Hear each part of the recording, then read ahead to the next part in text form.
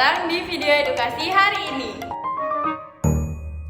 Kali ini kita akan menjelajahi dunia metode numerik dan mempelajari salah satu metode numerik yang sangat penting, yaitu metode sekant.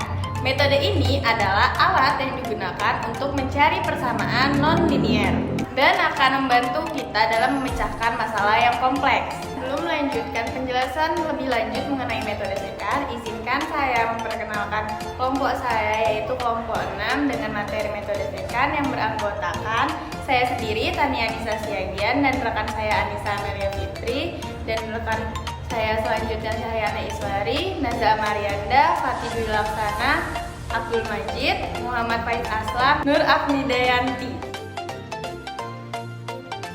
Baik, di sini saya akan menjelaskan definisi dari metode sekant. Metode sekant adalah perbaikan dari metode regulasi Fauci dan Newton-Raphson, di mana kemiringan dua titik dinyatakan secara diskrit dengan mengambil bentuk garis lurus yang melalui satu titik. Tujuan metode sekant adalah untuk menyelesaikan masalah yang terdapat pada metode Newton-Raphson yang terkadang sulit mendapatkan turunan pertama, yaitu f aksen x.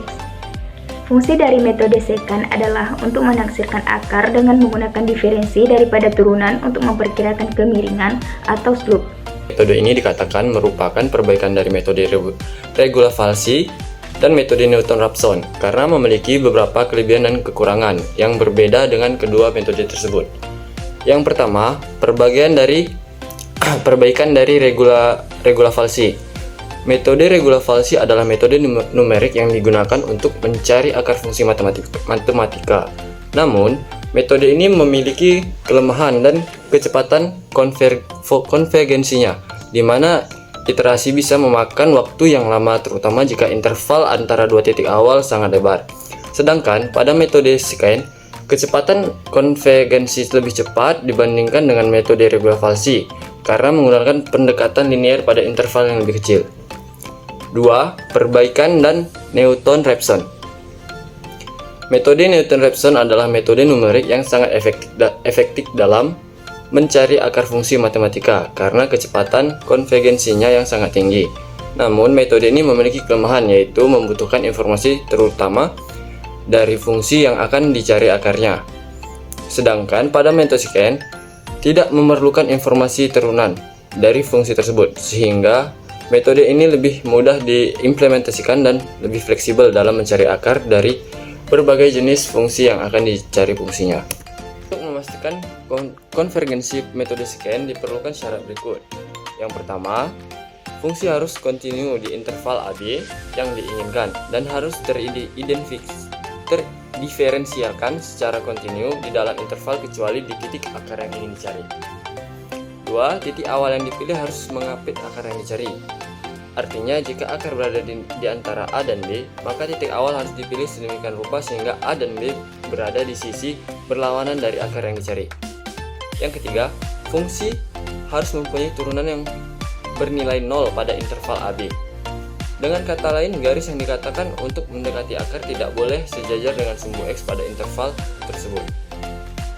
4. Metode ini tidak boleh menghasilkan iterasi tak hingga atau divergen, sehingga diperlukan batasan iterasi yang cukup besar atau kondisi toleransi galat yang cukup kecil.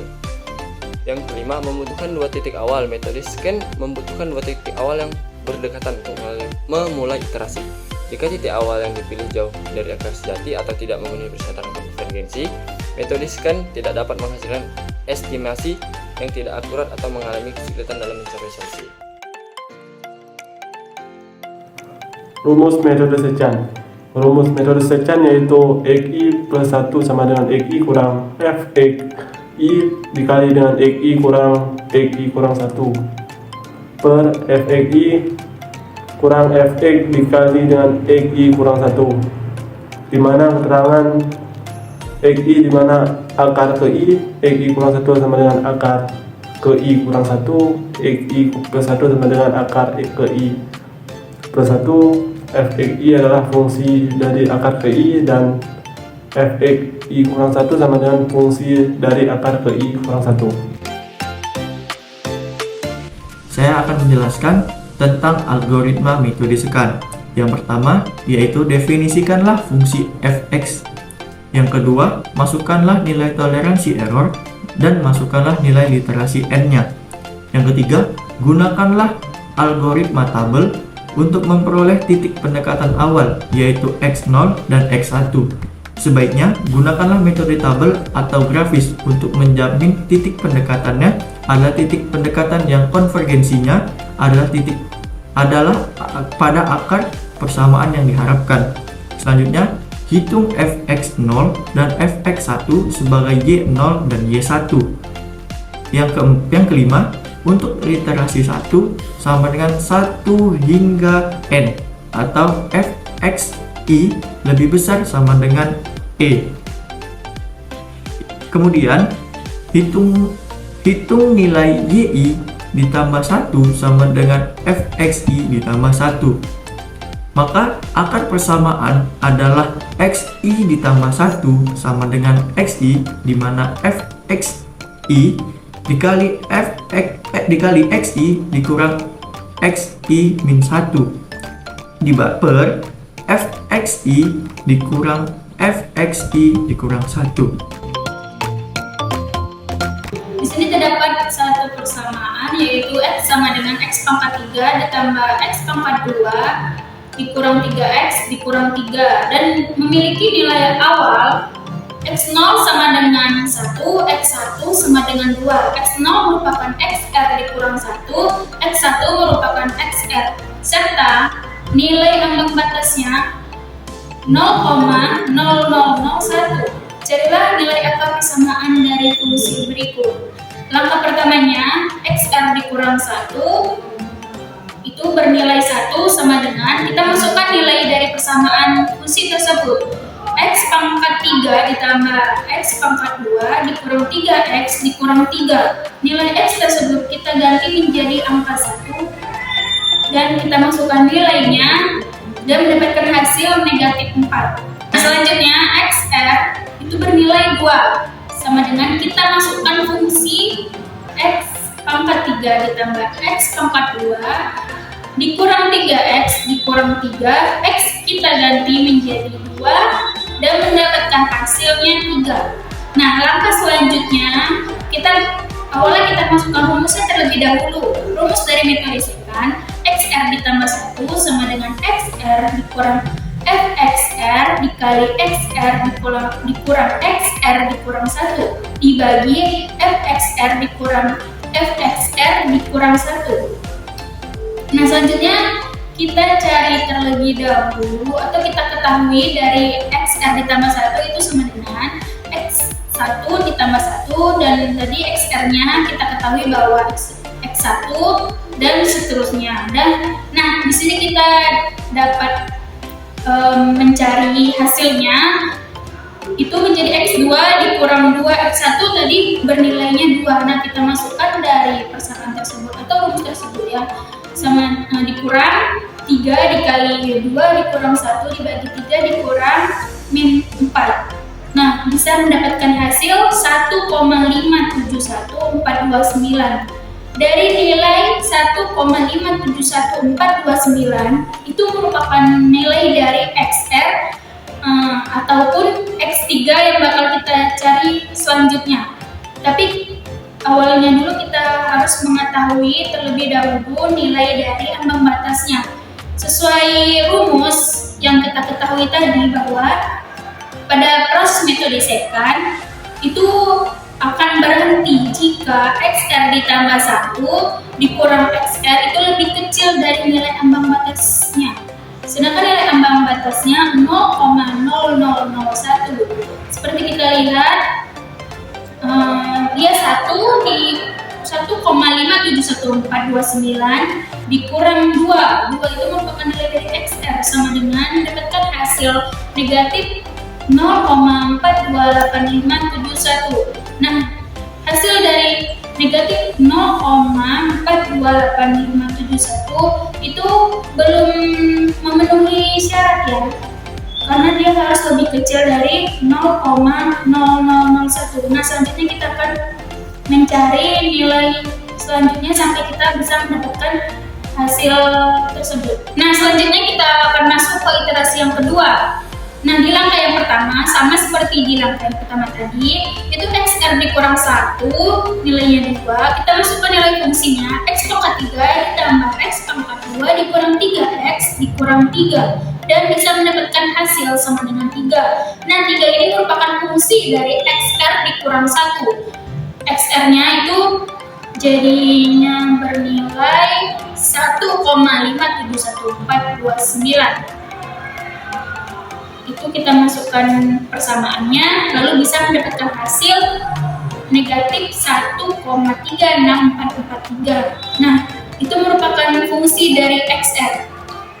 Dan langkah yang kedua, terlebih dahulu kita masukkan dulu rumus dari metode secant. XR ditambah 1 sama dengan XR dikurang FXR dikurang XR dikurang XR dikurang 1 dibagi FXR dikurang FXR dikurang 1. Kita harus mengetahui terlebih dahulu XR ditambah 1 itu merupakan X2 ditambah 1.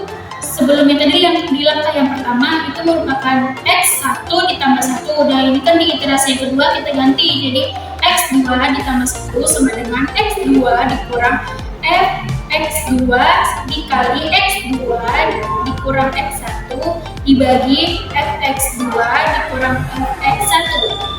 Nah, selanjutnya X2 ditambah 1 itu merupakan nilai dari X3 yang bakal kita cari ini.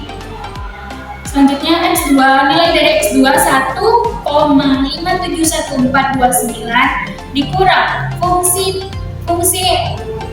Fx2 itu bernilai negatif 1,36443 dikali 1,57149 dikurang 2 dibagi 1,36443 dikurang 3 mendapatkan hasil 1,70541. Selanjutnya kita mencari nilai ambang batasnya sama dengan 1,70541 dikurang 1,57149 mendapatkan hasil 0,133982. Nah, dari nilai tersebut kita bisa lihat apakah nilai tersebut sudah sesuai dengan nilai ambang batas tadi, yaitu 0,133982 itu lebih kecil dari 0,0001. Nah, kita lihat bahwa dari hasil tersebut belum memenuhi atau belum kita mendapatkan hasil dari metode secant. Nah, selanjutnya kita akan masuk ke iterasi yang ketiga. Dari penjelasan contoh soal metode secant yang telah dijelaskan tadi, kita telah mendapatkan hasil yaitu 1,731996 dan ambang batasnya 0,0001. Selanjutnya, saya akan menjelaskan mengenai metode secant dalam penyelesaian menggunakan tabel. Yang pertama, kita masukkan nilai E, yaitu 0,0001, itu sesuai pada soal. Kemudian kita masukkan X0, kita masukkan input X0. Untuk XB-nya, inputnya masukkan X1. Kemudian untuk F inline, kita masukkan soalnya, yaitu X pangkat 3 ditambah X pangkat 2 dikurang 3 dikali X dikurang 3. Dengan I sama dengan 0 dan M sama dengan 7. Untuk baris ke-7 sampai 9 itu kita masukkan untuk menampilkan tabel. Kemudian pada baris ke-11 yaitu Fx sama dengan X0 di pangkat 3 ditambah X0 pangkat 2 dikurang 3 dikali X0 dikurang 3. Dan kemudian Fxb-nya kita masukkan Xb, yaitu Xb pangkat 3 ditambah Xb pangkat 2 dikurang 3 kali Xb dikurang 3. Kemudian untuk C-nya kita masukkan persamaan metode secant, yaitu Xb dikurang F kali Xb dikali Xb dikurang X0 per Fxb dikurang Fx0. Kemudian untuk M-nya sama dengan abs X0 dikurang Xb. Untuk langkah selanjutnya teman-teman bisa mengikuti sesuai yang kami tampilkan. Selanjutnya, ini merupakan output dari penyelesaian metode secant menggunakan tabel. Kelebihan dan kelemahan metode secant. Yang pertama, kelebihan metode secant yaitu tidak memerlukan informasi turunan dari fungsi yang akan dicari akarnya. Selanjutnya, metode ini cukup efektif dalam menemukan akar dari fungsi yang lebih kompleks, terutama jika solusi awal yang dekat dengan solusi yang diinginkan dapat ditemukan.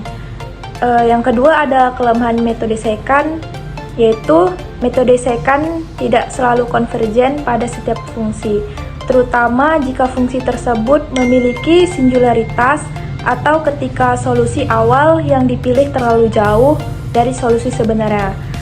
Kecepatan konvergensi metode secant lebih lambat dibandingkan dengan metode Newton-Raphson atau metode bisection. Selanjutnya, perhitungan iterasi menjadi semakin sulit ketika nilai fx mendekati 0 karena perhitungan pecahan di dalam rumus menjadi tidak stabil. Oleh karena itu, sebaiknya metode secant digunakan sebagai alternatif untuk metode lain, seperti metode Newton-Raphson atau metode bisection, terutama jika nilai turunan sulit dihitung. Namun, untuk fungsi yang sederhana dan nilai turunannya mudah dihitung, metode Newton-Raphson atau metode bisection mungkin lebih disarankan karena memiliki konvergensi yang lebih cepat dan stabil. Kami berharap penjelasan langkah-langkah dan contoh penerapannya dalam situasi dunia nyata telah memberikan gambaran yang jelas tentang metode secant. Ingatlah untuk memahami konsep dasar dan prinsip di balik metode ini, sehingga Anda dapat menggunakannya dengan percaya diri di dalam berbagai konteks. Jangan ragu untuk berlatih dan menggali lebih tentang metode secant. Karena semakin mahir Anda menggunakannya, maka semakin mahir Anda menyelesaikan masalah matematis yang rumit. Terima kasih atas waktu dan perhatian Anda. Jika Anda memiliki pertanyaan lebih lanjut, maka jangan ragu untuk menanyakan di kolom komentar yang ada di bawah. Kami dari kelompok 6 mohon pamit undur diri. Sampai jumpa di video edukasi selanjutnya.